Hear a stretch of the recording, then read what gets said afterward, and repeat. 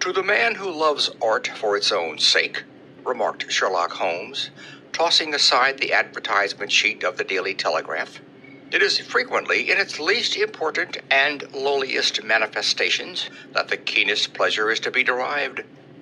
It is pleasant to me to observe, Watson, that you have so far grasped this truth that in these little records of our cases, which you have been good enough to draw up, and, I am bound to say, occasionally to embellish, you have given prominence not so much to the many causes célèbres and sensational trials in which I have figured, but rather to those incidents which may have been trivial in themselves, but which have given room for those faculties of deduction and of logical synthesis which I have made my special province."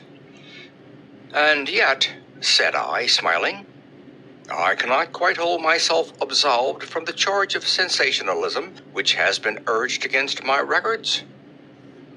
"You have erred, perhaps," he observed, taking up a glowing cinder with the tongs, and lighting with it the long cherry-wood pipe which was wont to replace his clay when he was in a disputatious rather than a meditative mood.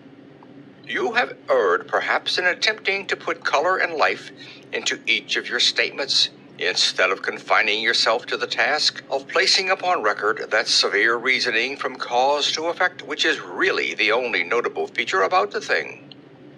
"It seems to me that I have done you full justice in the matter," I remarked with some coldness, for I was repelled by the egotism which I had more than once observed to be a strong factor in my friend's singular character.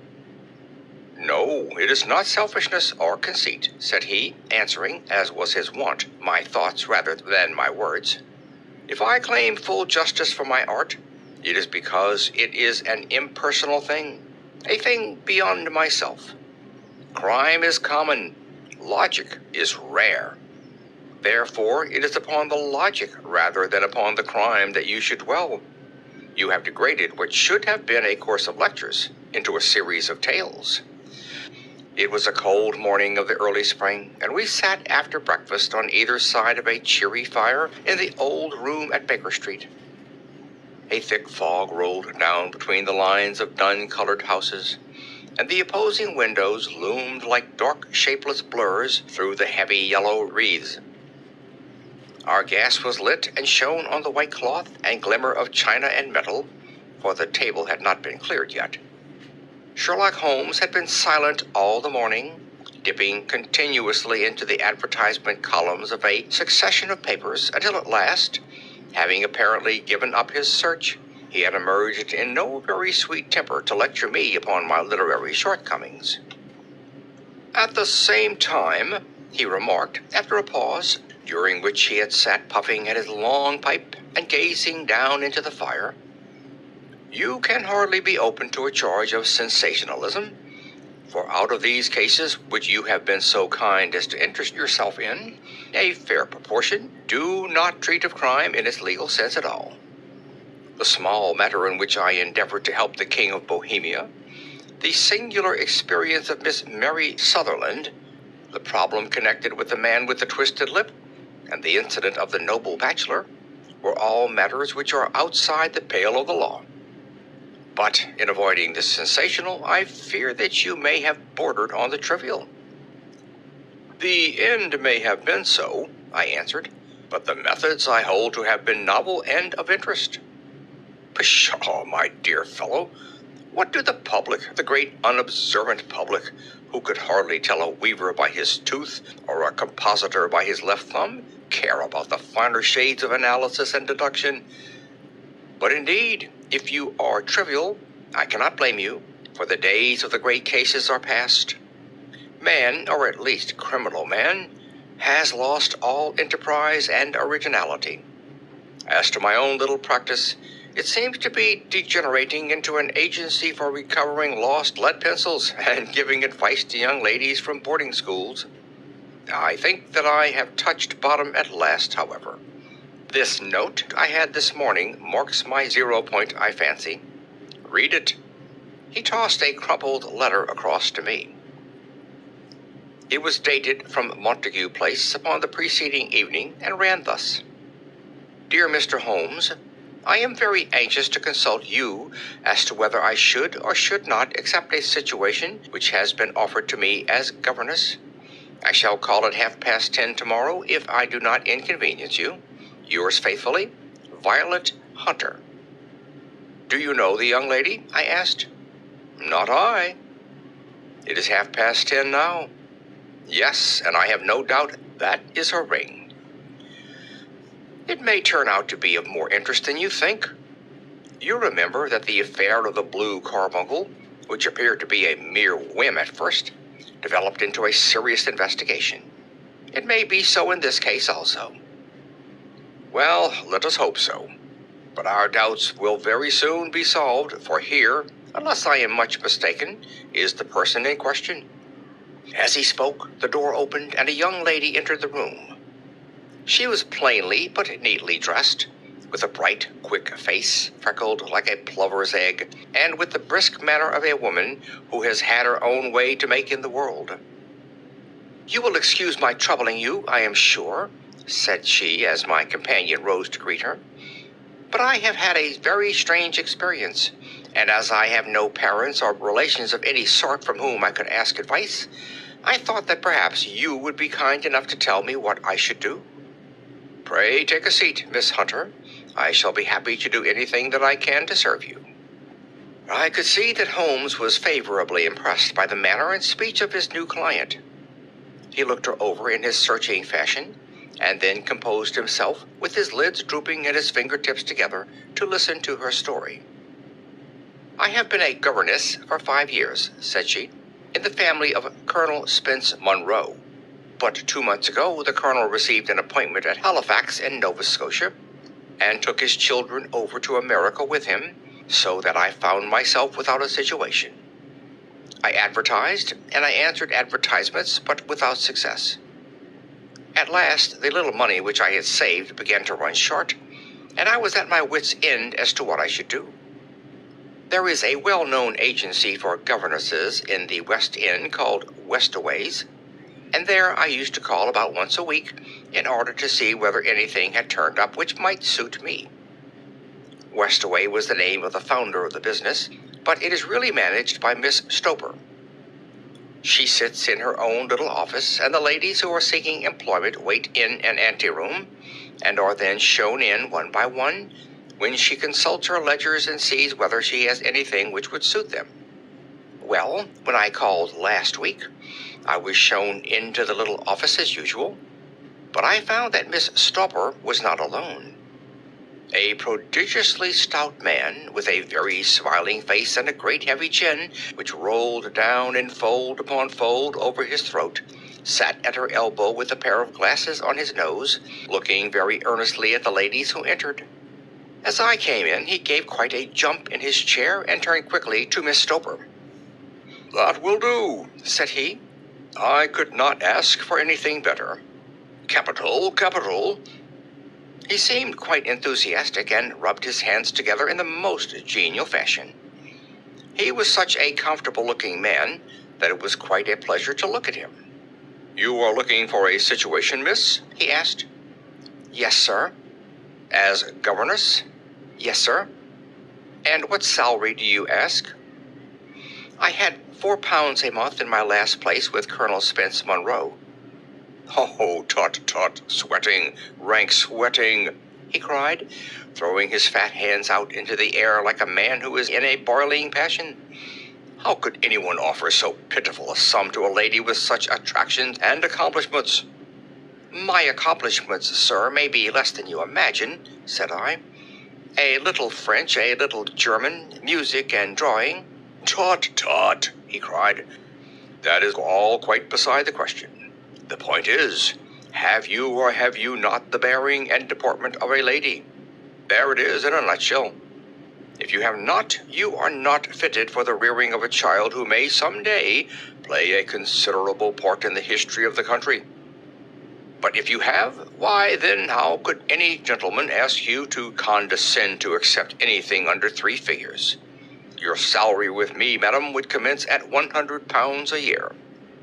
You may imagine, Mr. Holmes, that to me, destitute as I was, such an offer seemed almost too good to be true. The gentleman, however, seeing perhaps the look of incredulity upon my face, opened a pocketbook and took out a note. "It is also my custom," said he, smiling in the most pleasant fashion, until his eyes were just two little shining slits amid the white creases of his face, "to advance to my young ladies half their salary beforehand, so that they may meet any little expenses of their journey and their wardrobe." It seemed to me that I had never met so fascinating and so thoughtful a man. As I was already in debt to my tradesmen, the advance was a great convenience, and yet there was something unnatural about the whole transaction, which made me wish to know a little more before I quite committed myself. "May I ask where you live, sir?" said I. "Hampshire, charming rural place, the Copper Beeches, 5 miles on the far side of Winchester. It is the most lovely country, my dear young lady, and the dearest old country house." "And my duties, sir? I should be glad to know what they would be." "One child, one dear little romper just 6 years old. Oh, if you could see him killing cockroaches with a slipper. Smack, smack, smack. 3 gone before you could wink." He leaned back in his chair and laughed his eyes into his head again. I was a little startled at the nature of the child's amusement, but the father's laughter made me think that perhaps he was joking. "My sole duties, then," I asked, "are to take charge of a single child?" "No, no, not the soul, my dear young lady," he cried. "Your duty would be, as I am sure your good sense would suggest, to obey any little commands my wife might give, provided always that they were such commands as a lady might with propriety obey. You see no difficulty, eh?" "I should be happy to make myself useful." "Quite so. In dress now, for example. We are fatty people, you know, fatty but kind-hearted.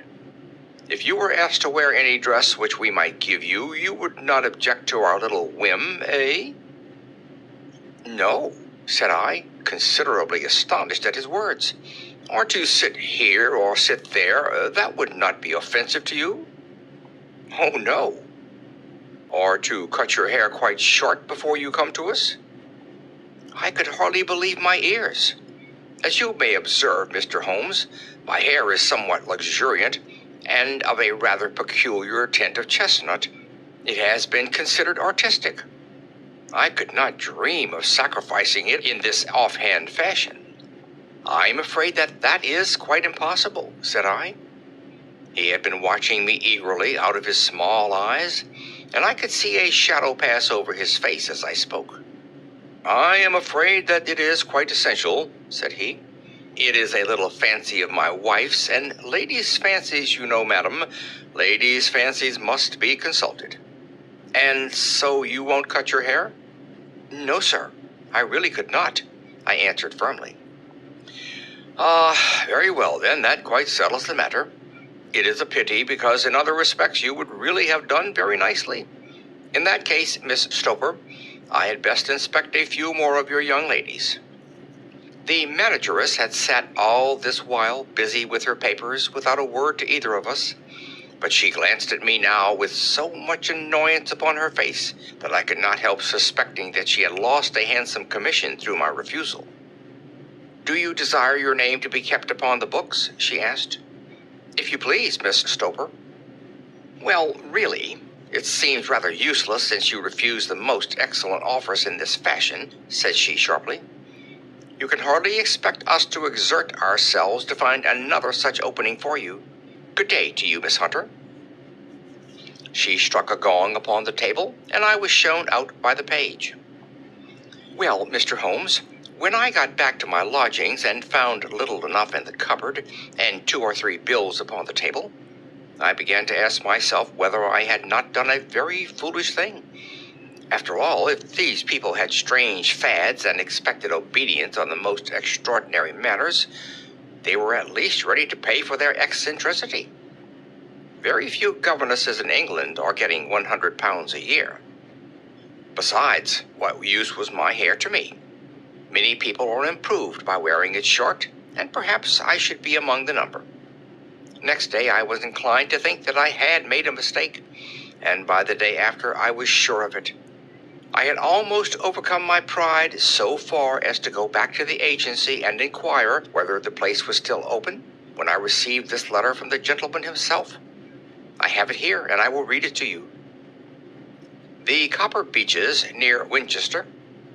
Dear Miss Hunter, Miss Stoper has very kindly given me your address, and I write from here to ask you whether you have reconsidered your decision.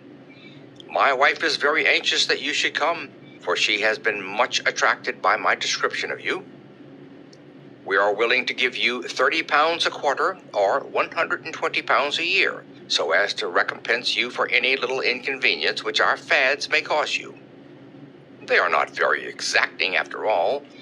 My wife is fond of a particular shade of electric blue, and would like you to wear such a dress indoors in the morning. You need not, however, go to the expense of purchasing one, as we have one belonging to my dear daughter Alice, now in Philadelphia, which would, I should think, fit you very well. Then, as to sitting here or there, or amusing yourself in any manner indicated, that need cause you no inconvenience. As regards your hair, it is no doubt a pity, especially as I could not help remarking its beauty during our short interview. But I am afraid that I must remain firm upon this point, and I only hope that the increased salary may recompense you for the loss. Your duties, as far as the child is concerned, are very light. Now, do try to come, and I shall meet you with a dog cart at Winchester. Let me know your train. Yours faithfully, Jeffro Rucastle. That is the letter which I have just received, Mr. Holmes, and my mind is made up that I will accept it. I thought, however, that before taking the final step, I should like to submit the whole matter to your consideration. Well, Miss Hunter, if your mind is made up, that settles the question, said Holmes, smiling. But you would not advise me to refuse? I confess that it is not the situation which I should like to see a sister of mine apply for. What is the meaning of it all, Mr. Holmes? I have no data. I cannot tell. Perhaps you have yourself formed some opinion? Well, there seems to me to be only one possible solution. Mr. Rucastle seemed to be a very kind, good-natured man. Is it not possible that his wife is a lunatic? That he desires to keep the matter quiet for fear she should be taken to an asylum, and that he humors her fancies in every way in order to prevent an outbreak? That is a possible solution. In fact, as matters stand, it is the most probable one. But in any case, it does not seem to be a nice household for a young lady. But the money, Mr. Holmes, the money. Well, yes, of course, the pay is good. Too good. That is what makes me uneasy. Why should they give you £120 a year when they could have their pick for £40? There must be some strong reason behind. I thought that if I told you the circumstances, you would understand afterwards if I wanted your help. I should feel so much stronger if I felt that you were at the back of me. Oh, you may carry that feeling away with you. I assure you that your little problem promises to be the most interesting which has come my way for some months. There is something distinctly novel about some of the features. If you should find yourself in doubt or in danger... Danger? What danger do you foresee? Holmes shook his head gravely. It would cease to be a danger if we could define it, said he. But at any time, day or night, a telegram would bring me down to your help. That is enough. She rose briskly from her chair, with the anxiety all swept from her face. I shall go down to Hampshire quite easily in my mind now. I shall write to Mr. Rucastle at once, sacrifice my poor hair tonight, and start for Winchester tomorrow. With a few grateful words to Holmes, she bade us both good night and bustled off upon her way. At least, said I as we heard her quick, firm steps descending the stairs, she seems to be a young lady who is very well able to take care of herself. And she would need to be, said Holmes gravely. I am much mistaken if we do not hear from her before many days are past. It was not very long before my friend's prediction was fulfilled. A fortnight went by, during which I frequently found my thoughts turning in her direction and wondering what strange side alley of human experience this lonely woman had strayed into. The unusual salary, the curious conditions, the light duties, all pointed to something abnormal, though whether a fad or a plot, or whether the man were a philanthropist or a villain, it was quite beyond my powers to determine. As to Holmes, I observed that he sat frequently for half an hour on end with knitted brows and an abstracted air, but he swept the matter away with a wave of his hand when I mentioned it. "Data, data, data," he cried impatiently. "I can't make bricks without clay." And yet he would always wind up by muttering that no sister of his should ever have accepted such a situation. The telegram, which we eventually received, came late one night just as I was thinking of turning in, and Holmes was settling down to one of those all-night chemical researches which he frequently indulged in, when I would leave him stooping over a retort and a test tube at night, and find him in the same position when I came down to breakfast in the morning. He opened the yellow envelope and then, glancing at the message, threw it across to me. "Just look up the trains in Bradshaw," said he, and turned back to his chemical studies. The summons was a brief and urgent one. "Please be at the Black Swan Hotel at Winchester at midday tomorrow," it said. "Do come. I am at my wit's end. Hunter." "Will you come with me?" asked Holmes, glancing up. "I should wish to. Just look it up then." "There is a train at 9:30, said I, glancing over my Bradshaw. "It is due at Winchester at 11:30. "That will do very nicely. Then perhaps I had better postpone my analysis of the acetones, as we may need to be at our best in the morning."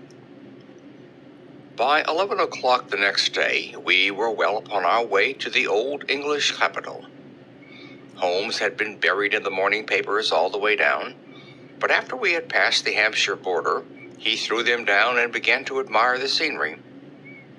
It was an ideal spring day, a light blue sky, flecked with little fleecy white clouds drifting across from west to east. The sun was shining very brightly, and yet there was an exhilarating nip in the air, which set an edge to a man's energy. All over the countryside, away to the rolling hills around Aldershot, the little red and gray roofs of the farmsteadings peeped out from amid the light green of the new foliage. "Are they not fresh and beautiful?" I cried, with all the enthusiasm of a man fresh from the fogs of Baker Street. But Holmes shook his head gravely. "Do you know, Watson," said he, "that it is one of the curses of a mind with a turn like mine, that I must look at everything with reference to my own special subject. You look at these scattered houses, and you are impressed by their beauty.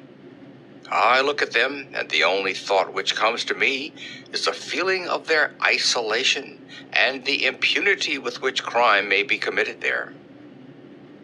"Good heavens!" I cried. "Who would associate crime with these dear old homesteads?" "They always fill me with a certain horror. It is my belief, Watson, founded upon my experience, that the lowest and vilest alleys in London do not present a more dreadful record of sin than does the smiling and beautiful countryside. You horrify me. But the reason is very obvious. The pressure of public opinion can do in the town what the law cannot accomplish. There is no lane so vile that the scream of a tortured child or the thud of a drunkard's blow does not beget sympathy and indignation among the neighbors. And then the whole machinery of justice is ever so close that a word of complaint can set it going, and there is but a step between the crime and the dock. But look at these lonely houses, each in its own fields, filled for the most part with poor ignorant folk who know little of the law. Think of the deeds of hellish cruelty, the hidden wickedness which may go on year in, year out in such places, and none the wiser. Had this lady, who appeals to us for help, gone to live in Winchester, I should never have had a fear for her. It is the 5 miles of country which makes the danger. Still, it is clear that she is not personally threatened. No, if she can come to Winchester to meet us, she can get away. Quite so. She has her freedom. What can be the matter, then? Can you suggest no explanation? I have devised 7 separate explanations, each of which would cover the facts as far as we know them. But which of these is correct can only be determined by the fresh information which we shall no doubt find waiting for us. Well, there is the tower of the cathedral, and we shall soon learn all that Miss Hunter has to tell. The Black Swan is an inn of repute in the High Street, at no distance from the station, and there we found the young lady waiting for us. She had engaged a sitting room, and our lunch awaited us upon the table. "I am so delighted that you have come," she said earnestly. "It is so very kind of you both, but indeed I do not know what I should do. Your advice will be altogether invaluable to me." "Pray tell us what has happened to you." "I will do so, and I must be quick, for I have promised Mr. Rucastle to be back before 3. I got his leave to come into town this morning, though he little knew for what purpose." "Let us have everything in its due order." Holmes thrust his long, thin legs out toward the fire and composed himself to listen. "In the first place, I may say that I have met, on the whole, with no actual ill treatment from Mr. and Mrs. Rucastle. It is only fair to them to say that. But I cannot understand them, and I am not easy in my mind about them." "What can you not understand?" "Their reasons for their conduct. But you shall have it all just as it occurred.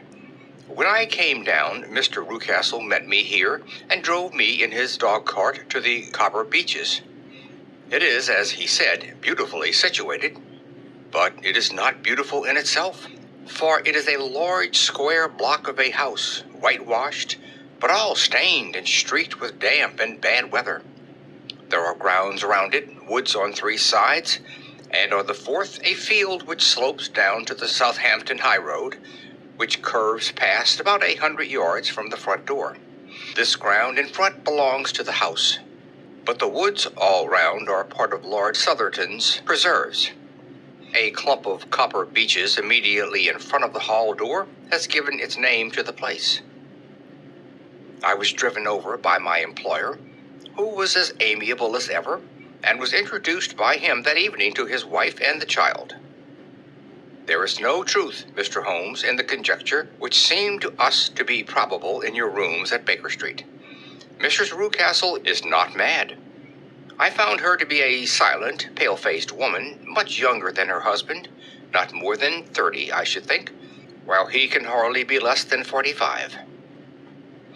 From their conversation I have gathered that they have been married about 7 years, that he was a widower, and that his only child by the first wife was the daughter who had gone to Philadelphia. Mr. Rucastle told me in private that the reason why she had left them was that she had an unreasoning aversion to her stepmother. As the daughter could not have been less than 20, I can quite imagine that her position must have been uncomfortable with her father's young wife. Mrs. Rucastle seemed to me to be colorless in mind as well as in feature. She impressed me neither favorably nor the reverse. She was a nonentity.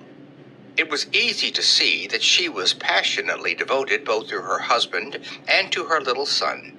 Her light gray eyes wandered continually from one to the other, noting every little want and forestalling it if possible.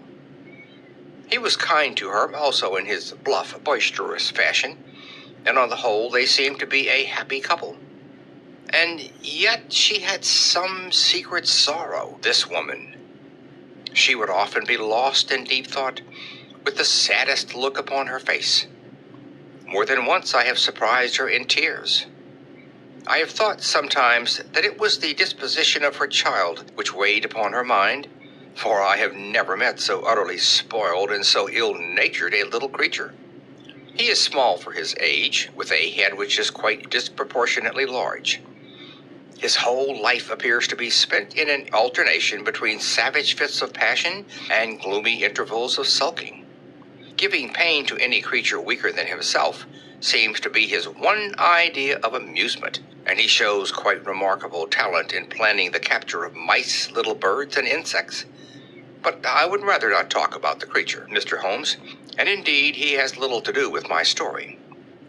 I am glad of all the details, remarked my friend, whether they seem to you to be relevant or not. I shall try not to miss anything of importance.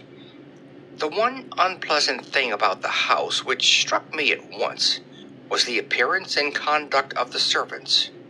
There are only two, a man and his wife. Toller, for that is his name, is a rough, uncouth man with grizzled hair and whiskers and a perpetual smell of drink. Twice since I have been with him he has been quite drunk, and yet Mr. Rucastle seemed to take no notice of it. His wife is a very tall and strong woman with a sour face, as silent as Mrs. Rucastle and much less amiable. They are a most unpleasant couple, but fortunately I spend most of my time in the nursery and my own room, which are next to each other in one corner of the building. For 2 days after my arrival at the Copper Beeches, my life was very quiet. On the third, Mrs. Rucastle came down just after breakfast and whispered something to her husband. "Oh, yes," said he, turning to me. "We are very much obliged to you, Miss Hunter, for falling in with our whims so far as to cut your hair. I assure you that it has not detracted in the tiniest iota from your appearance. We shall now see how the electric blue dress will become you. You will find it laid out upon the bed in your room, and if you would be so good as to put it on, we should both be extremely obliged." The dress, which I found waiting for me, was of a peculiar shade of blue. It was of excellent material, a sort of beige, but it bore unmistakable signs of having been worn before. It could not have been a better fit if I had been measured for it. Both Mr. and Mrs. Rucastle expressed a delight at the look of it, which seemed quite exaggerated in its vehemence. They were waiting for me in the drawing-room, which is a very large room, stretching along the entire front of the house, with 3 long windows reaching down to the floor. A chair had been placed close to the central window, with its back turned towards it. In this I was asked to sit, and then Mr. Rucastle, walking up and down on the other side of the room, began to tell me a series of the funniest stories that I have ever listened to. You cannot imagine how comical he was, and I laughed until I was quite weary. Mrs. Rucastle, however, who had evidently no sense of humor, never so much as smiled, but sat with her hands in her lap and a sad, anxious look upon her face. After an hour or so, Mr. Rucastle suddenly remarked that it was time to commence the duties of the day, and that I might change my dress and go to little Edward in the nursery. 2 days later, this same performance was gone through under exactly similar circumstances. Again I changed my dress, again I sat in the window, and again I laughed very heartily at the funny stories of which my employer had an immense repertoire, and which he told inimitably. Then he handed me a yellow-backed novel, and moving my chair a little sideways that my own shadow might not fall upon the page, he begged me to read aloud to him. I read for about 10 minutes, beginning in the heart of a chapter, and then suddenly, in the middle of a sentence, he ordered me to cease and to change my dress. You can easily imagine, Mr. Holmes, how curious I became as to what the meaning of this extraordinary performance could possibly be. They were always very careful, I observed, to turn my face away from the window, so that I became consumed with a desire to see what was going on behind my back. At first it seemed to be impossible, but soon I devised a means. My hand mirror had been broken, so a happy thought seized me, and I concealed a piece of the glass in my handkerchief. On the next occasion, in the midst of my laughter, I put my handkerchief up to my eyes and was able, with a little management, to see all that there was behind me. I confess that I was disappointed. There was nothing. At least, that was my first impression. At the second glance, however, I perceived that there was a man standing in the Southampton Road, a small, bearded man in a gray suit, who seemed to be looking in my direction. The road is an important highway, and there are usually people there. This man, however, was leaning against the railing which bordered our field, and was looking earnestly up. I lowered my handkerchief and glanced at Mrs. Rucastle, to find her eyes fixed upon me with a most searching gaze. She said nothing, but I'm convinced that she had divined that I had a mirror in my hand and had seen what was behind me. She rose at once. "Jeffro," said she, "there is an impertinent fellow upon the road there who stares up at Miss Hunter." "No friend of yours, Miss Hunter?" he asked. "No, I know no one in these parts." "Dear me, how very impertinent. Kindly turn round and motion to him to go away." "Surely it would be better to take no notice." No, we should have him loitering here always. Kindly turn round and wave him away like that." I did as I was told, and at the same instant Mrs. Rucastle drew down the blind. That was a week ago, and from that time I have not sat again in the window, nor have I worn the blue dress, nor seen the man in the road. "Pray continue," said Holmes. "Your narrative promises to be a most interesting one." "You will find it rather disconnected, I fear, and there may prove to be little relation between the different incidents of which I speak. On the very first day that I was at the Copper Beeches, Mr. Rucastle took me to a small outhouse which stands near the kitchen door. As we approached it, I heard the sharp rattling of a chain and the sound as of a large animal moving about. "Look in here," said Mr. Rucastle, showing me a slit between two planks. "Is he not a beauty?" I looked through and was conscious of two glowing eyes and of a vague figure huddled up in the darkness. "Don't be frightened," said my employer, laughing at the start which I had given. "It's only Carlo, my mastiff. I call him mine, but really old Toller, my groom, is the only man who can do anything with him. We feed him once a day, and not too much then, so that he is always as keen as mustard.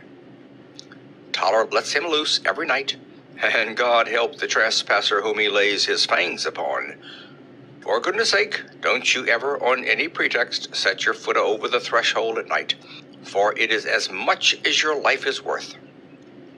The warning was no idle one, for 2 nights later I happened to look out of my bedroom window about 2 o'clock in the morning.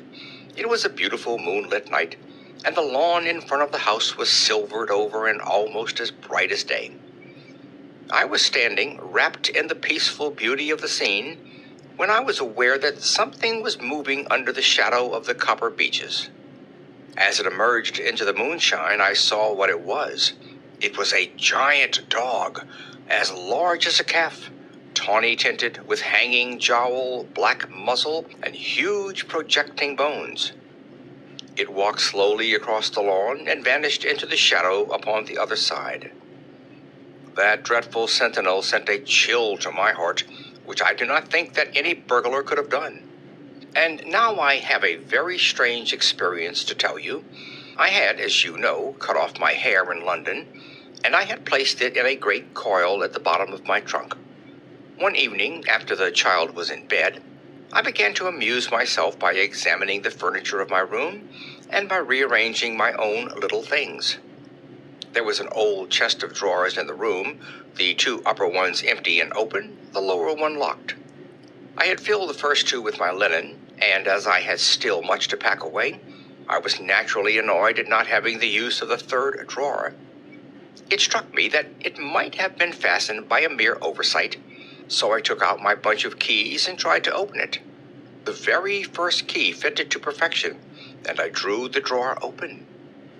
There was only one thing in it, but I am sure that you would never guess what it was. It was my coil of hair. I took it up and examined it. It was of the same peculiar tint and the same thickness. But then the impossibility of the thing obtruded itself upon me. How could my hair have been locked in the drawer? With trembling hands, I undid my trunk, turned out the contents, and drew from the bottom my own hair. I laid the two tresses together, and I assure you that they were identical. Was it not extraordinary? Puzzle as I would, I could make nothing at all of what it meant. I returned the storage hair to the drawer, and I said nothing of the matter to the Rucastles, as I felt I had put myself in the wrong by opening a drawer which they had locked. I am naturally observant, as you may have remarked, Mr. Holmes, and I soon had a pretty good plan of the whole house in my head. There was one wing, however, which appeared not to be inhabited at all. A door which faced that which led into the quarters of the Tollers opened into this suite, but it was invariably locked.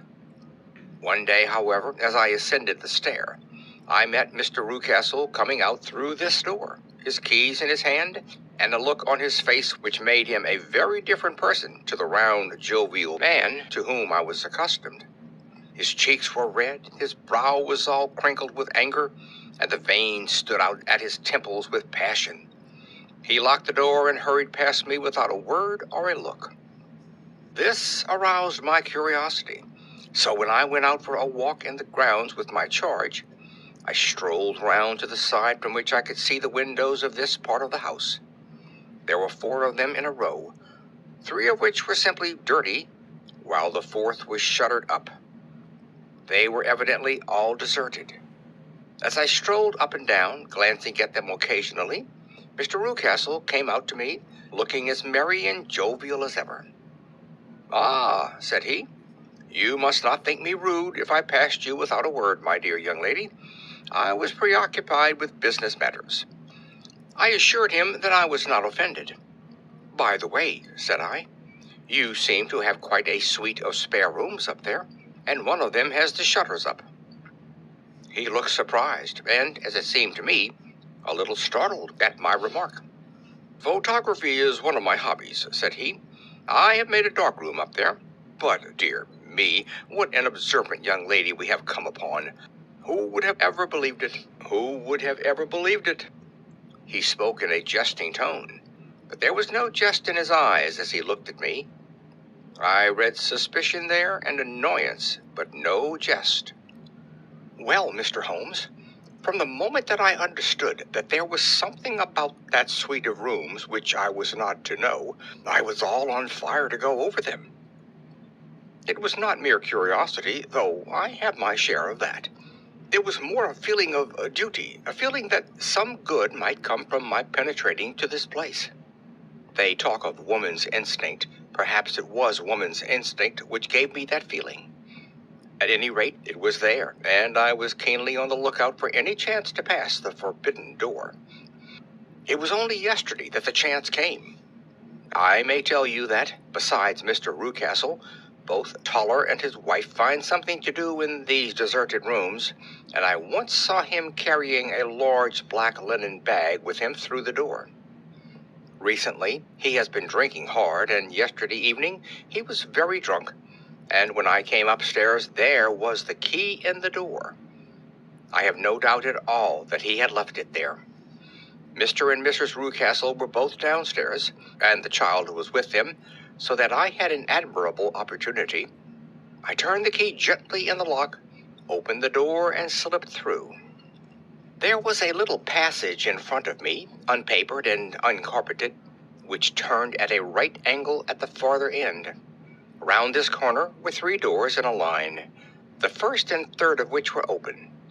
They each led into an empty room, dusty and cheerless, with 2 windows in the one and one in the other, so thick with dirt that the evening light glimmered dimly through them. The center door was closed, and across the outside of it had been fastened one of the broad bars of an iron bed, padlocked at one end to a ring in the wall, and fastened at the other with stout cord. The door itself was locked as well, and the key was not there. This barricaded door corresponded clearly with the shuttered window outside, and yet I could see by the glimmer from beneath it that the room was not in darkness. Evidently, there was a skylight which let in light from above. As I stood in the passage, gazing at the sinister door and wondering what secret it might veil, I suddenly heard the sound of steps within the room, and saw a shadow pass backward and forward against the little slit of dim light which shone out from under the door. A mad, unreasoning terror rose in me at the sight, Mr. Holmes. My overstrung nerves failed me suddenly, and I turned and ran as though some dreadful hand were behind me, clutching at the skirt of my dress. I rushed down the passage, through the door, and straight into the arms of Mr. Rucastle, who was waiting outside. "So," said he, smiling, "it was you, then. I thought that it must be when I saw the door open." "Oh, I am so frightened," I panted. My dear young lady, my dear young lady." You cannot think how caressing and soothing his manner was, and what has frightened you, my dear young lady. But his voice was just a little too coaxing. He overdid it. I was keenly on my guard against him. "I was foolish enough to go into the empty wing," I answered. "But it is so lonely and eerie in this dim light that I was frightened and ran out again. Oh, it is so dreadfully still in there." "Only that?" said he, looking at me keenly. "Why, what did you think?" I asked. "Why do you think that I locked this door?" "I am sure that I do not know." "It is to keep people out who have no business there, do you see?" He was still smiling in the most amiable manner. "I am sure if I had known—" "Well, then you know now. And if you ever put your foot over that threshold again—" Here in an instant the smile hardened into a grin of rage, and he glared down at me with the face of a demon. "I'll throw you to the mastiff." I was so terrified that I did not know what I did. I suppose that I must have rushed past him into my room. I remember nothing until I found myself lying on my bed, trembling all over. Then I thought of you, Mr. Holmes. I could not live there longer without some advice. I was frightened of the house, of the man, of the woman, of the servants, even of the child. They were all horrible to me. If I could only bring you down, all would be well. Of course, I might have fled from the house, but my curiosity was almost as strong as my fears. My mind was soon made up. I would send you a wire. I put on my hat and cloak, went down to the office, which is about half a mile from the house, and then returned, feeling very much easier. A horrible doubt came into my mind as I approached the door, lest the dog might be loose, but I remembered that Toller had drunk himself into a state of insensibility that evening, and I knew that he was the only one in the household who had any influence with the savage creature, or who would venture to set him free. I slipped in safety, and lay awake half the night in my joy at the thought of seeing you. I had no difficulty in getting leave to come into Winchester this morning, but I must be back before 3 o'clock, for Mr. and Mrs. Rucastle are going on a visit, and will be away all the evening, so that I must look after the child. Now, I have told you all my adventures, Mr. Holmes, and I should be very glad if you could tell me what it all means, and above all, what I should do." Holmes and I had listened spellbound to the extraordinary story. My friend rose now and paced up and down the room, his hands in his pockets, and an expression of the most profound gravity upon his face. "Is Toller still drunk?" he asked. "Yes, I heard his wife tell Mrs. Rucastle that she could do nothing with him." "That is well.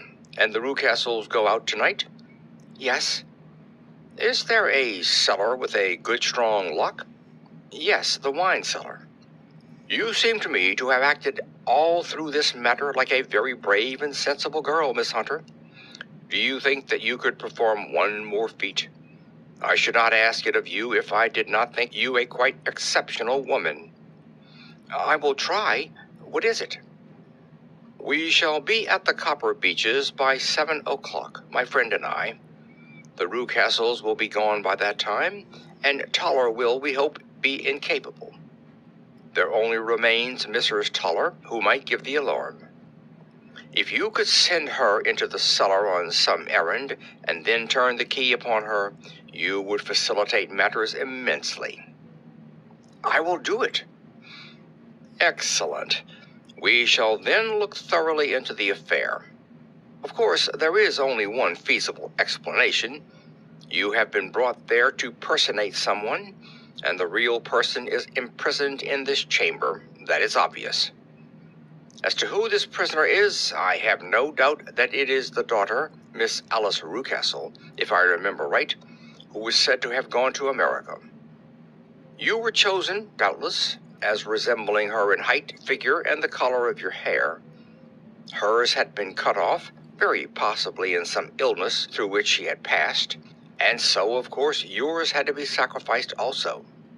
By a curious chance, you came upon her tresses.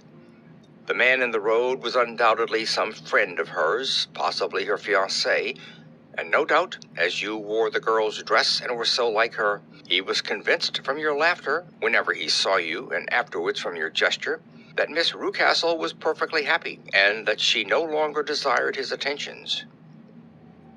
The dog is let loose at night to prevent him from endeavoring to communicate with her. So much is fairly clear.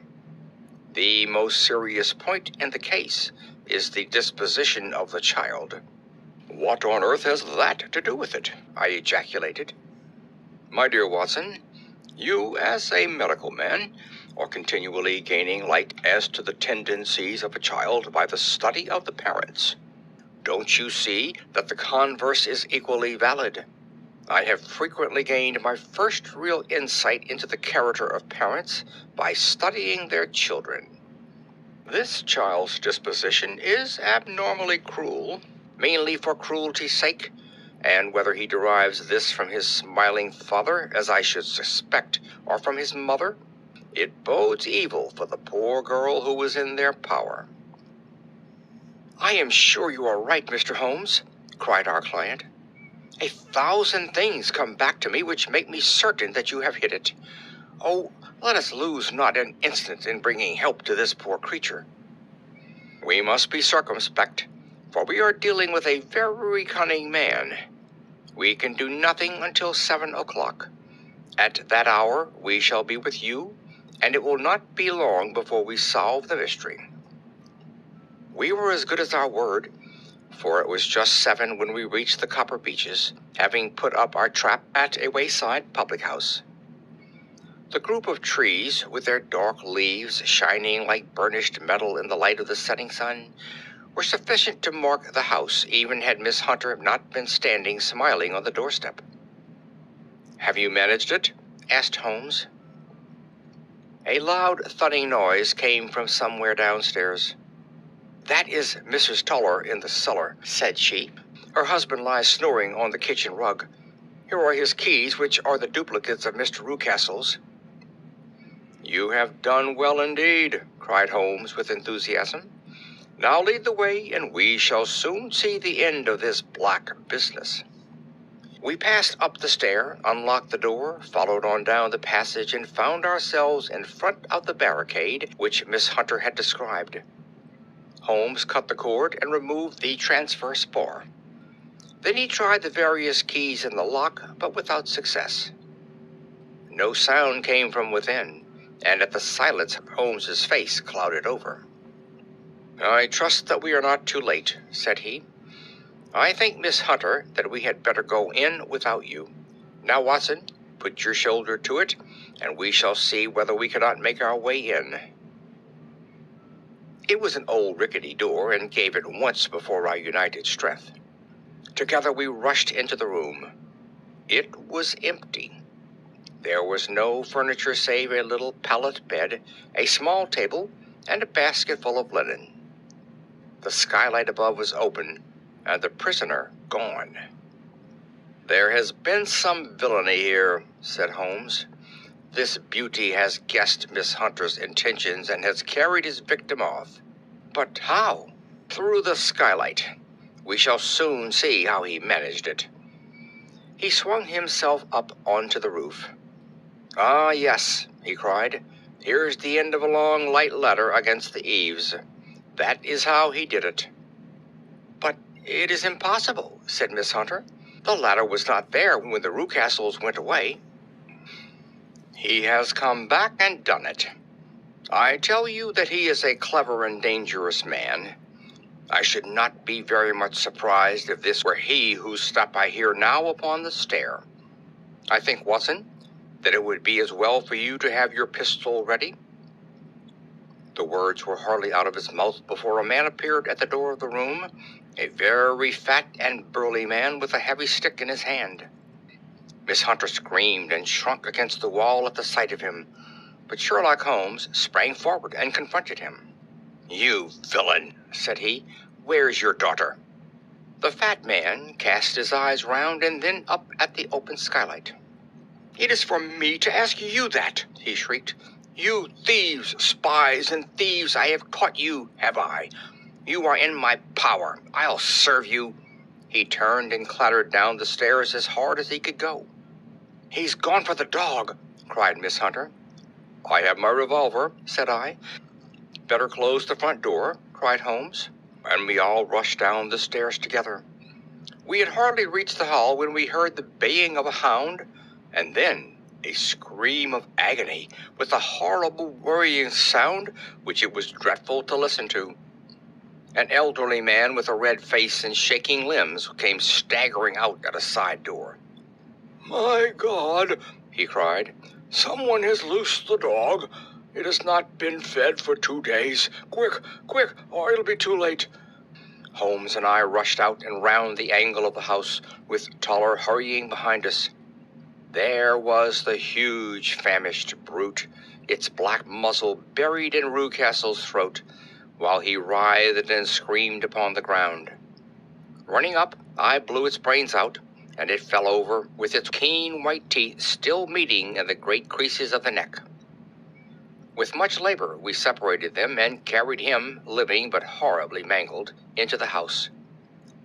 We laid him upon the drawing-room sofa, and having dispatched the sobered Toller to bear the news to his wife, I did what I could to relieve his pain. We were all assembled around him when the door opened, and a tall, gaunt woman entered the room. "Mrs. Toller," cried Miss Hunter. "Yes, miss. Mr. Rucastle let me out when he came back, before he went up to you.